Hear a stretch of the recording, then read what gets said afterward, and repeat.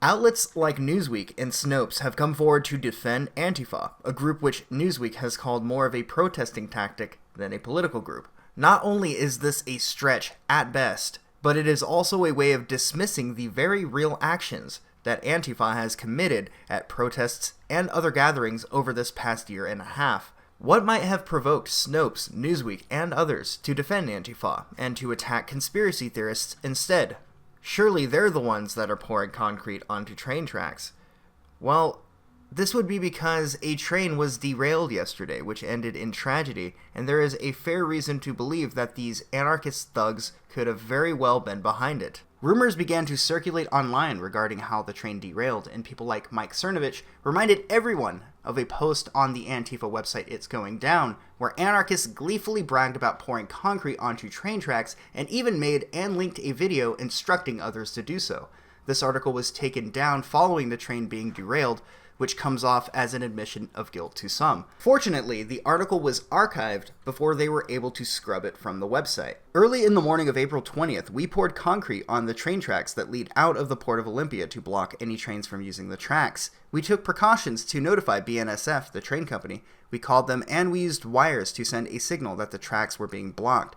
We did this not to avoid damaging a train, nothing would bring bigger grins to our faces, but to avoid the risk of injuring railway workers. This action was done to disrupt the movement of trains carrying propellants used in natural gas fracking. These train tracks, as part of a system of pipelines, fracking wells, mines, clear cuts, control centers, fiber optics, dams, highways, and factories that cover the planet and are physical manifestations of a process that is destroying the ecosystems, cultures, and inhabitants everywhere. Behind this network of infrastructure, there are politicians, CEOs, and bureaucrats who have private security, cops, prison guards, nonprofit directors, PR consultants, and the legacy of 500 years of colonization to back them up.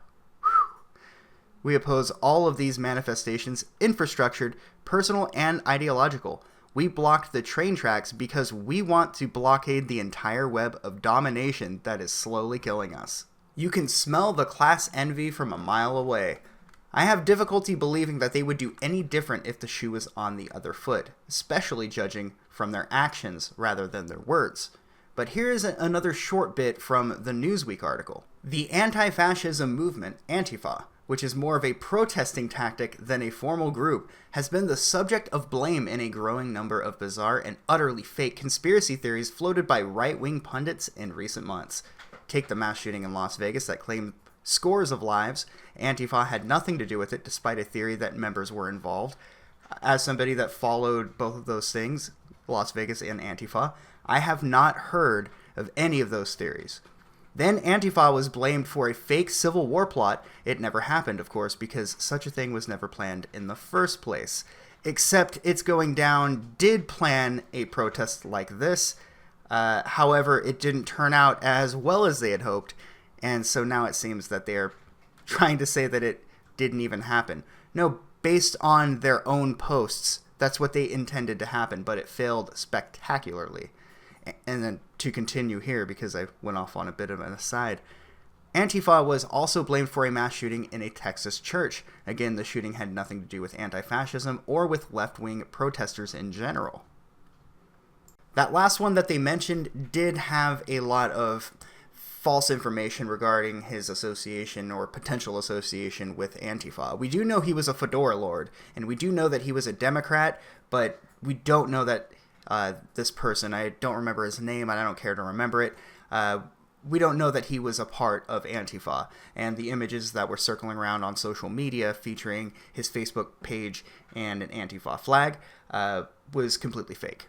On Monday, some of the usual conspiracy theory suspects, conservative media personality Mike Cernovich, President Donald Trump megafan Jack Posobiec, the far-right website Gateway Pundit, and Alex Jones Infowars, and before I proceed with this sentence, I have to say, Gateway Pundit is not far-right. There are no far-right policies that are encouraged on their website. They are right-leaning, that is for sure. But to say that they're far-right, that they're, alt-right, that is not true in the slightest.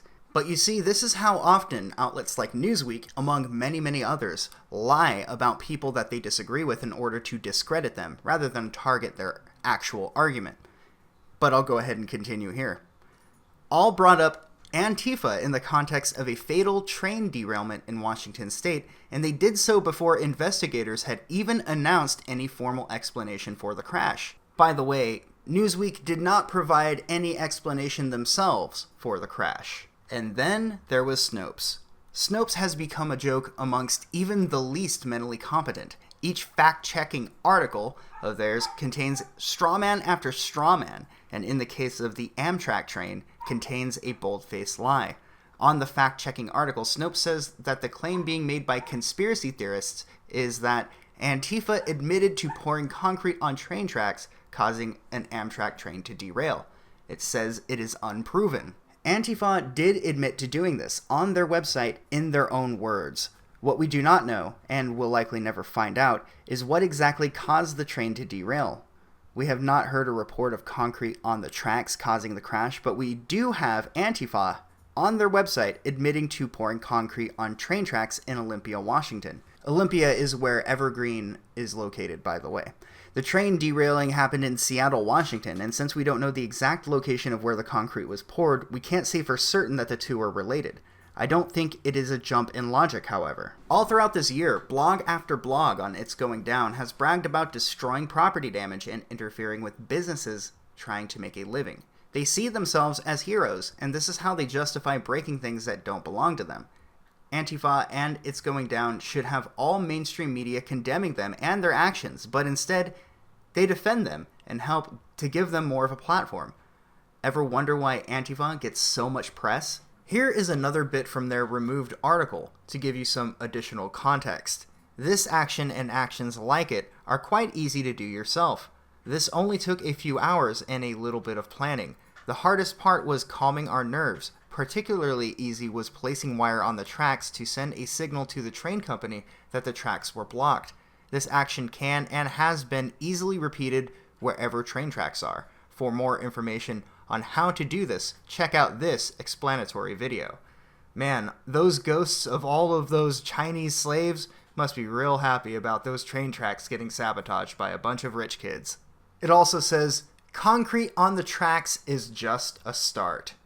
These seem like really lovely people. By most accounts, almost all of the people protesting against the hateful bigots, the Nazis and Klansmen in Charlottesville, were peaceful, but not all of them. In their midst was a sometimes very violent group of protesters that call themselves Antifa, known to not only clash with bigots, but also sometimes with police and occasionally storefronts. That's right, CNN and Jake Tapper, they want to tell you how the majority of Antifa, they're actual heroes.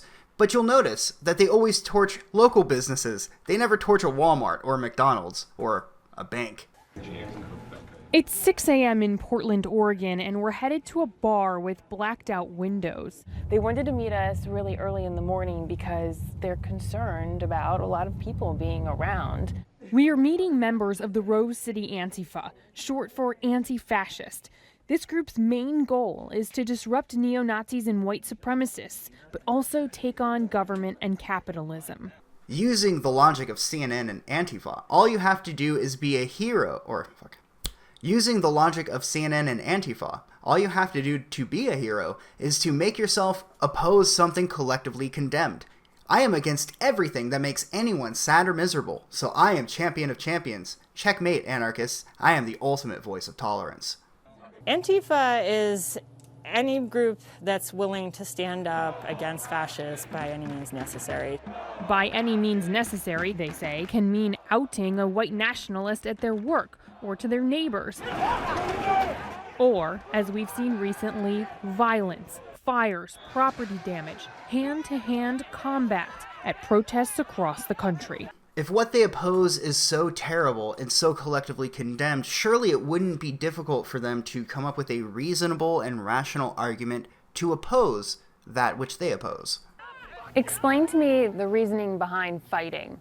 You have to make it so unpalatable to be doing white supremacist organizing that they no longer want to do that. And historically, that's what's worked. You have to put your body in the way, and you have to make it speak in a language that they understand, and sometimes that is violence. Well, Antifa, let me speak in a language that you understand. How come there are so many white people amongst all of your little cronies there?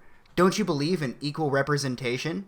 I mean, I haven't seen one African American, one big Samoan guy. Hell, I haven't seen one big guy in your entire movement. The entire Antifa movement seems to be made up of new males.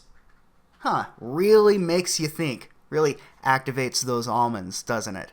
Antifa are the reflection of the very thing they claim to be against. They turn to violence as soon as possible, and then play the victim card or hero card accordingly.